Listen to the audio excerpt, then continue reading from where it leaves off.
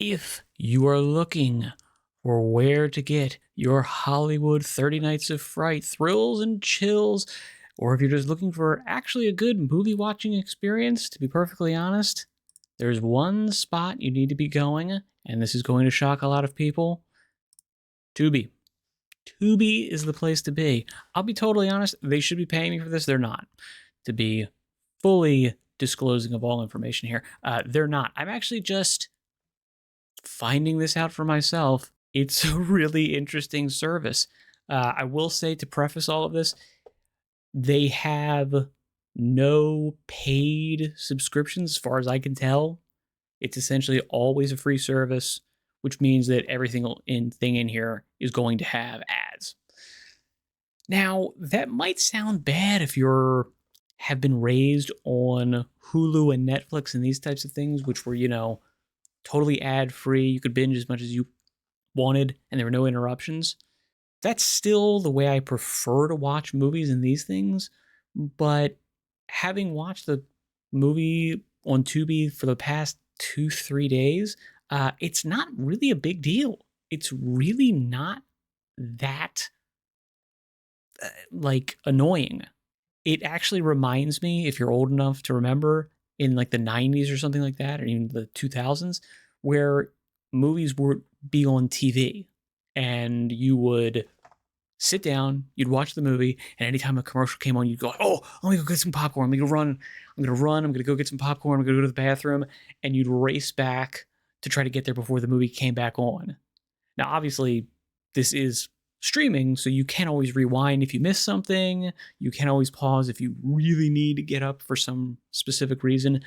But actually, I prefer this, which is very weird. I prefer this to the Netflix, the Hulu, if you're streaming on your computer, some other device.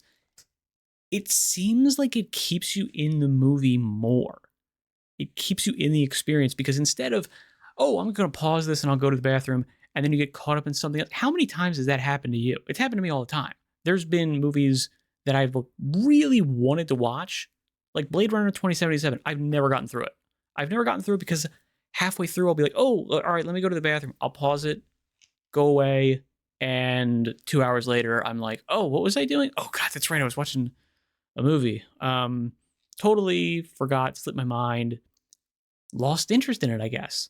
As opposed to, if there's a time limit, you have to go out, and in your head, the thing that is working your body is, I need to move to the bathroom really quickly and then pop back here because I'm going to miss it. You're still in the movie. Even though there is a break, even though there is an interruption, it's not interrupting the experience so much as just the movie itself. The movie going experience stays extant. It still exists even though there is that interruption. As opposed to, if you're just streaming, when you hit pause, you're kind of stopping the experience. Especially if, again, like me, you've got some ADHD and you'll go off and you'll get distracted by something else. Bam, you're out of it. You're gone. You're not keeping it in your mind if you're able to pause all the time. And I'll be honest, this does remind me of the sort of like 90s movie watching experience on TV, which was not a bad deal by any stretch.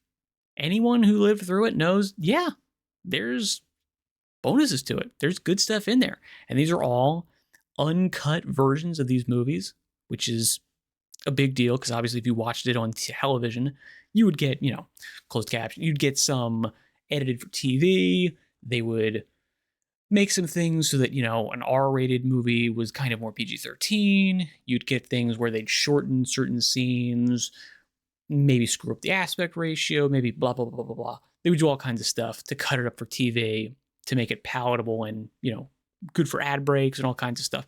These are the actual movies. That's pretty good. That's pretty cool. And again, the thing that blows me away about this is the movie selection. Like, let's just take a look here. Now, again, I'm not saying that the movie selection is like as expansive as Netflix or a Hulu or like an Amazon Prime. Although, side note on Amazon Prime, if you pay for Amazon Prime Video, I don't know what it is now, but I'm sure it's some absurd amount of money. I haven't checked recently. But guess what? You get ads. You get ads on everything. You get ads on their original content. You get ads on their movies. You get ads all the time. So Tubi is just a straight up like upgrade because it's free. You're going to get ads either way. Just go for Tubi. But digression over, getting back to the movie selection. The movie selection is crazy. It's actually really good. And the thing that I like about this is they have deep cuts. They have insane, like, let's put it this way. When have you seen The Guyver, live action The Guyver movie, streaming anywhere? I've never seen it streaming anywhere. It's here. Now, they don't have Guyver 2 Dark Hero.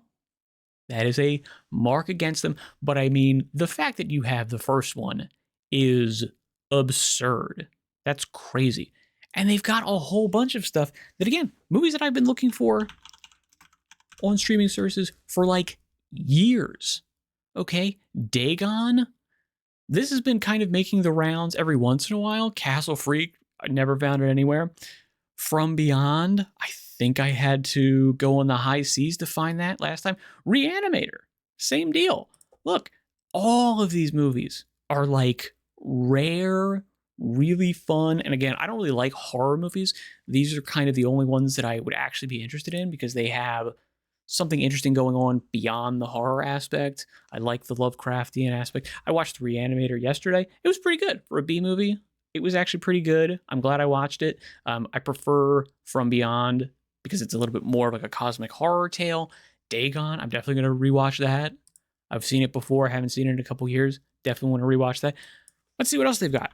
They've got John Carpenter. What kind of John Carpenter movies do they have? They have Vampires in the Mouth of Madness, which I just watched today. Big Trouble in Little China. Dude, where are you getting this selection? Like, the Criterion Channel doesn't have this selection. They'll have, like, In the Mouth of Madness for a month around Halloween. If you miss it, you miss it. Screw you. Chalk up your $20 a month. Are you kidding me? This is free. Like, again, keep that in mind. All this is free. All this is 100% free. You don't have to sign up. You don't have to do anything. You don't have to register. You don't have to make an account. There's no passwords. There's nothing. You don't have to do any of this crap. You can if you want to like save your progress and maybe to keep like a list. But again, it's literally just, there's no password. You're just putting your email address in and they're going, okay, cool. That's saving it to your account. And you can basically just, you're just saving your progress in these movies. That's pretty cool. And again, the amount of really deep cuts, like, again, if you're old enough to remember the Sci-Fi Channel stuff, they've got like every one of those movies that I was trying to think of. I was like, all right, what's a movie that I haven't seen anywhere in years?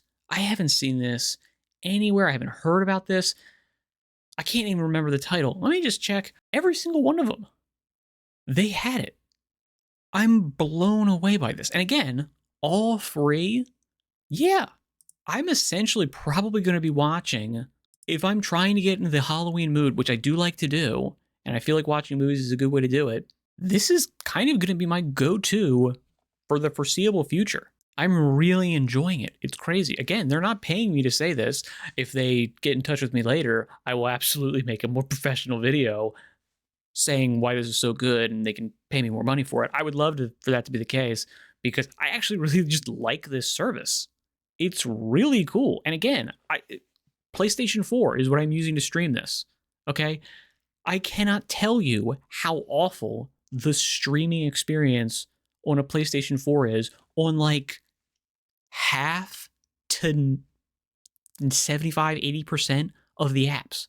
Like, Paramount Plus is horrendous. It's awful. It's like unwatchable for most people. HBO, Max, Go, any of their apps were terrible. Like, almost like system breaking terrible. You'd have to pull the power plug on the PS4 and let it sit for like 15-20 minutes just to get through a normal episode. It was unbelievable. All right, it's crazy. It's ridiculous. It's disgusting. Tubi works perfect. No problems whatsoever. So who's ever involved in this clearly actually kind of gives a crap and knows what they're about. They're licensing these things, and I'm guessing they're getting these licenses because the ads pay better for, the creators of these movies than a subscription service. Because I'm imagining with the subscription service, Netflix is just paying out like a flat rate to go, hey, we want this for 6 months. We'll give you whatever, $100,000 so that we can have it. And then that's it. That's what they get. With this, anytime somebody plays Flight, if Flight's a super popular movie on Tubi, my guess is these people get residuals for every ad that plays. They get a slice of that. So it behooves you to make good movies, because the more movies you make that are good, the more clicks you get, the more ads that play, the more money you make. As opposed to you're making crap slop that's just going to be, shoving out content from Netflix and Hulu and Prime and whatever. Well, as long as you're basically making enough stuff and it's not terrible enough for people to cancel their subscriptions, you don't care if it's good or not, because the amount of plays that a thing gets has nothing to do with how much money you make. So again, I think Tubi is a more sustainable business model, and this lines up with, from what I have heard, of the Netflix and, again, streaming services going forward. Like they're having troubles now. Again, Amazon Prime, Amazon's got all the money in the world, and they have to put ads on their streaming service to break even. Now, maybe that's Twitch. Maybe Twitch is, really dragging the rest of the company down. I would not be surprised if that was the case. I would not be surprised at all if Twitch is just an absolute anchor around their neck, dragging them down, and they should just cut it loose. They should get rid of it. But digression over. Back to Tubi. Tubi's a great service. Check it out. If you've never heard about it, let me know in the comments if you've ever heard of Tubi. They've got a crazy movie selection. Let me know if there's any movies I should check out on here. Good luck in all your endeavors. Thank you very much for your time and attention. I'll say farewell for now.